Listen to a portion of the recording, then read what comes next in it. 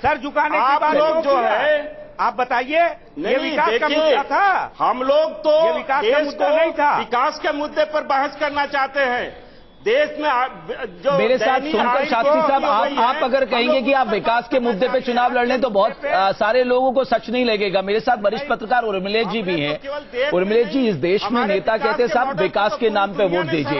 ईमानदारी से बताइए, क्या टिकट डिस्ट्रीब्यूशन आपके डेवलपमेंट एजेंडे को ध्यान में रखकर किया जाता है? क्या इस देश में चुनाव विकास के नाम पे लड़ा जाता है? पूरा चुनावी मंथन तो जाति आधार पर करने के लिए पूरा दिन बीत जाता है, सुबह से शाम तक, और उसके बाद राजनीतिक दल कहते हैं साहब हम तो विकास के नाम पे वोट मांग रहे हैं। इस सवाल पर आने से पहले मैं एक लाइन जोड़ना चाहूंगा जो अभी आपकी चल रही थी चर्चा जी। मुझे दोनों बड़े राजनीतिक दलों से कहना है, बल्कि जो तीनों लोग हैं तीनों से कहना है, भैया ये आपने बुखारी साहब को बेवजह महत्व उनको दिया है। उनको तो इस देश का जो अल्पसंख्यक समाज है वो भी महत्व नहीं देता है।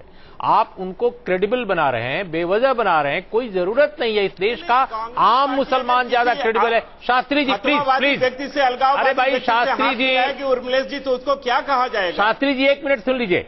मैं कह रहा हूं कि इस देश का आम मुसलमान, इस देश का आम आदमी ज्यादा क्रेडिबल है। आप किसी इमाम बुखारी को बेवजह क्रेडिबल बना रहे हैं। आप स्वयं बता रहे हैं कि 2004 में उन्होंने 2004 में इनके पक्ष में उन्होंने वोट करने की अपील की थी। इन लोगों ने भी किया, इन लोगों ने भी किया। तब इन्हें इमाम बुखारी से कोई नाराजगी नहीं थी, लेकिन आज नाराजगी हो गई बीजेपी। दूसरी बात बौखलाहट में है, और शास्त्री जी, कांग्रेस जब निराश हो चुकी है और हार मान चुकी है तब ऐसी शक्तियों से हाथ मिला रही है। बिल्कुल। 2004 में आपने क्या किया था? और शास्त्री जी, मैं आपको बता दूं कि इस देश का हिंदू भी भारतीय जनता पार्टी का वोट नहीं करता है। अगर 2004-2009 के चुनावों का परिणाम देख लीजिए तो हिंदुओं में सिर्फ 25% लोगों ने आपको वोट किया। यानी कोई भी धर्म का आदमी धर्म के आधार पर वोट नहीं करता है। इसके पीछे जो कांग्रेस भ्रम पैदा करती है, कभी रोजगार का भ्रम पैदा करती है और कभी खाद्यान्न का भ्रम, भोजन के अधिकार का भ्रम पैदा करती है। ये देश के लोगों को गुमराह करके सर, आप देखो तो राम के नाम पे 2 से 182 तक का सफर चला। आप उसी को बोलते हैं। लेकिन उर्मिलेश जी, अगर हम मुद्दे पे आ जाए, मैं आप सभी मेहमानों से, अगर हम मुद्दे पे आ जाएं, देखिए ये फैक्टर है, मुस्लिम फैक्टर इस देश में काम करता है। मैं आंकड़ों से साबित कर सकता हूं। कांग्रेस को 2004 में 14% वोट पड़े और तब 10 सीटें थी लोकसभा में। 2009 में ये बढ़कर 24% हो गया। देखिए उनकी सीट 22 तक पहुंच गई। अगर आप सपा को देखें, सपा को 61.60% 2004 में मुस्लिम वोट पड़ा था और ये गिरकर आ गया आपका 30% के आसपास। अब 2004 से 2009 की सपा की तुलना कर दीजिए। यानी राजनीतिक दल इस एम फैक्टर का महत्व जानते हैं। और बिल्कुल बिल्कुल जानते हैं। और मुझे लगता है कि लेकिन एक चीज को रेखांकित करना रमेश बहुत जरूरी है कि न तो मुसलमान, न तो हिंदू जी, न तो आम सिख भी कोई एक पार्टी को वोट नहीं देते इस देश में। मैं बार बार कह रहा हूं, इस देश की हिंदुत्व का ध्वजा उठाए हुए भारतीय जनता पार्टी, इसको 25% हिंदुओं ने वोट किया था। क्यों ये बेवजह परेशान है? बीजेपी इतना बेवजह परेशान है कि क्या दलित इनको वोट देता है? इस बार जो चुनाव होने जा रहा है इसमें सारे मान प्रतिमान टूट जाएंगे। ओबीसी का एक बड़ा परसेंटेज इनको नहीं जाता है। ओबीसी का फिर इतने ललायत क्यों है बीजेपी के लोग मुस्लिम लोगों को अपनी पार्टी में लाने के लिए? सभी पार्टियां अगर आम आदमी के दुख दर्द में पार्टिसिपेट करें, एजेंडे पर चुनाव लड़ें, जैसा आप अभी विकास कभी नहीं लड़ा जाता। मैं आदरणीय मोदी जी की बड़ी इज्जत करता हूं, एक सूबे के मुख्यमंत्री हैं, लेकिन उस नाते करता हूं और प्रधानमंत्री पद के प्रत्याशी हैं, बड़े नेता हैं। लेकिन मैं जानना चाहता हूं कि इतना कैंपेन कर रहे हैं, शानदार कैंपेन उनका है, वो हेल्थ के एजेंडे पर, एजुकेशन के एजेंडे पर, अल्टरनेटिव इकोनॉमी पॉलिसी उनकी क्या है, इकोनॉमिक पॉलिसी क्या है, इस पर कुछ कहते हैं क्या कभी? मैं आऊंगा इसी पे उर्मिलेश जी, मैं सोनकर शास्त्री जी से यही जवाब लूंगा। मुझे एक और रिपोर्ट दिखानी है, एजेंडे पर ले जा रहे हैं। मुझे एक और रिपोर्ट दिखानी, मैं आऊंगा। मुकेश नायक साहब, सोनकर शास्त्री साहब, मैं आप लोगों के पास आ रहा हूं। बीएसपी सुप्रीमो मायावती ने गुरुवार को बिजनौर और अलीगढ़ में 2 बड़ी रैलियां की। बिजनौर में मायावती ने जहां नरेंद्र मोदी पर हमला बोला, वहीं अलीगढ़ में वो कांग्रेस पर भी वार करने से नहीं चूकी। भारतीय जनता पार्टी ने इस बार अपनी पार्टी की ओर से ऐसे व्यक्ति को पीएम पद का उम्मीदवार घोषित किया है जिसने सन 2002 में अपनी खुद की सरकार के रहते हुए या अपने गुजरात प्रदेश को ही गोधरा कांड दंगों की चपेट में लाकर खड़ा कर दिया था।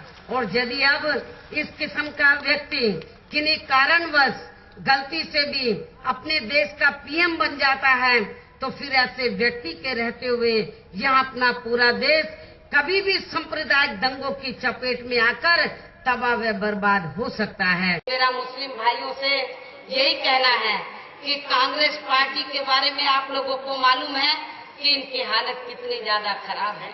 कांग्रेस पार्टी के उम्मीदवार को यदि आप अपना वोट थोड़ा सा भी दे देते हैं तो इससे फायदा बीजेपी को पहुंच जाएगा, क्योंकि कांग्रेस पार्टियां इस लायक नहीं है कि वो चुनाव जीत सके।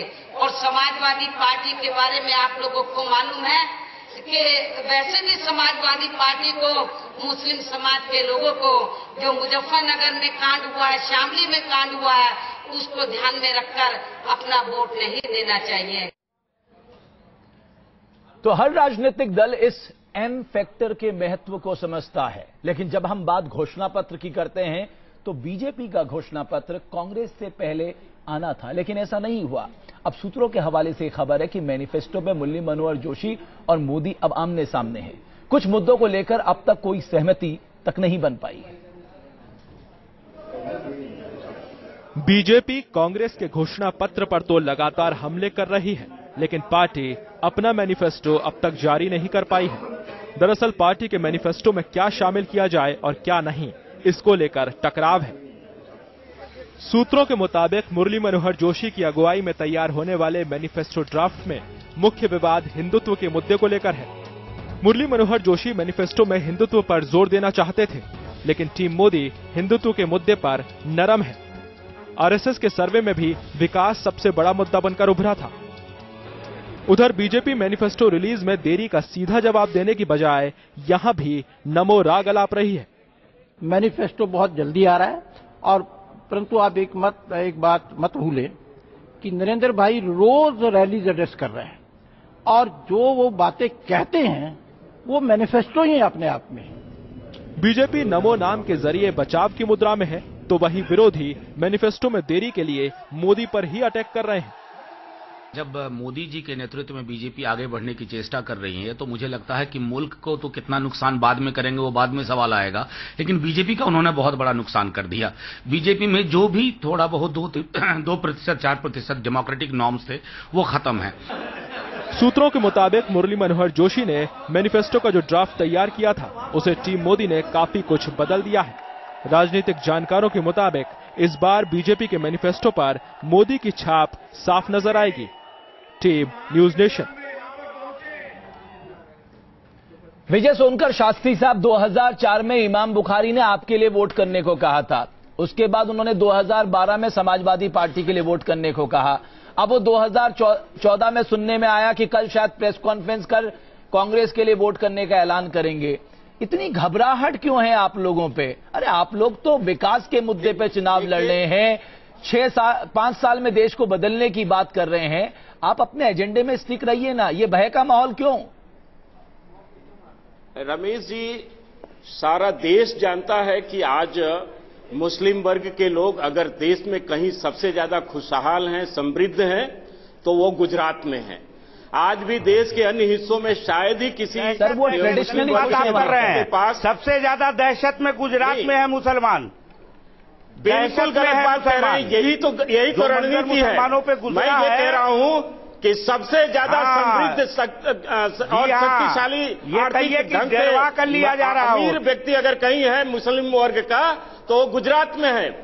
आज भी गुजरात में BMW और स्कोडा गाड़ियां चल रही हैं। क्या अमीर बात करेंगे? देखा जा सकता है। भारती जी ने उत्तर प्रदेश में जब बीजेपी में नहीं थी, एक साल में तो गुजरात में का दौरा करने के बाद की रीढ़ की हड्डी भारती जी ने बयान दिया था। बात करेंगे शास्त्री जी, जितने भी मॉडल को, अरे आप बात कर रहे हैं, मोदी के खिलाफ उन्होंने बयान दिया था कि अगर आप कोई विकास नहीं है। जहां तक हमारे पास उसका कैसे शास्त्री जी, अगर आप इजाजत दें तो मैं आपकी सेवा में एक बहुत आप ही की सरकार के आंकड़ा पेश करना चाहता हूं। खुश रहेंगे उनका गुजरात में जो खुशहाली है, मुस्लिम समुदाय की आप बात कर रहे हैं, ये पहले से एक तबका वहां खुशहाल है, इसमें कोई दो राय नहीं है। लेकिन आपको मैं बताऊं कि हाल के दिनों में गुजरात में जो मुस्लिम कम्युनिटी है उसमें 12% वहां के मुस्लिम फीसदी के पास बैंक का कर्ज मिला है।